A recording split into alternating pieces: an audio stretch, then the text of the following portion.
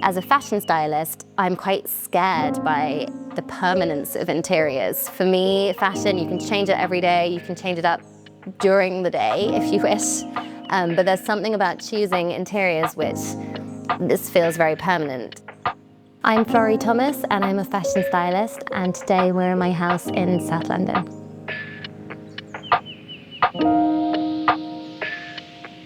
So we were drawn to arches, I guess collecting references. A lot of them had this kind of Mediterranean, Italian, Tuscan feel, and it was sort of the old stone arches, the stone floor that you kind of pad around in with bare feet on holiday, and you just feel so relaxed. And I guess we wanted to bring a bit of that to sort of daily life in South London. We went about looking for an architect. There was something about Paul Turner, both his kind of drawings, the way he drew inspiration from Romanesque architecture, and he really ran with that, and I really kind of got him.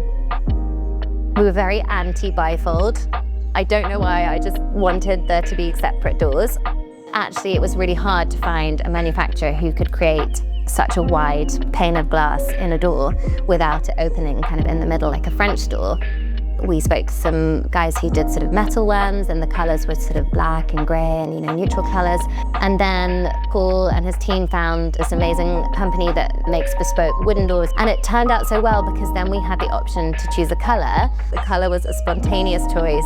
It was a sort of archive Farrow and Ball colour that, I scrabbled around and found, and I just could not be more pleased about sort of being bold with that. And I think it's kind of made our kitchen. When it came to the interiors, we were obviously always trying to fit within budget. So with the kitchen, getting Naked Doors to do the bespoke door fronts was such a clever way of making it look exactly how we wanted, but having a kind of off-the-shelf kitchen underneath. All of the lights are vintage. I love Murano lights, so we got these amazing, really actually quite hard to find a pair, Murano globe lights. The intention all along was to add colourful art and colourful objects and almost like a kind of gallery space.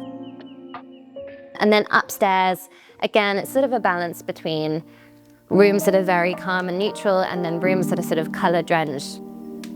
My 4-year-old's room is sort of this avocado green all over.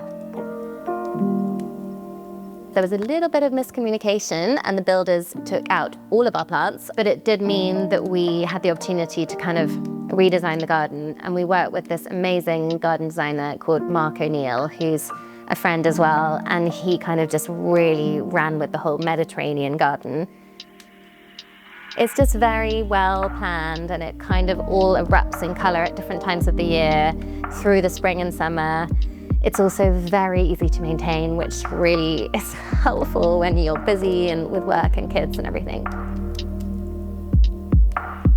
The way I go about getting dressed, and I think I do the same with interiors, is a balance. So keep some things simple and then go wild with other things. And I think an example of that that's quite easy is if you've got quite a neutral room, just add pops of colour, but you can kind of do it in unexpected ways. And I think our doors are a good example, or painting around the fireplace a sort of slightly mad fluoro pink that just adds an unexpected twist in a quite sort of neutral room.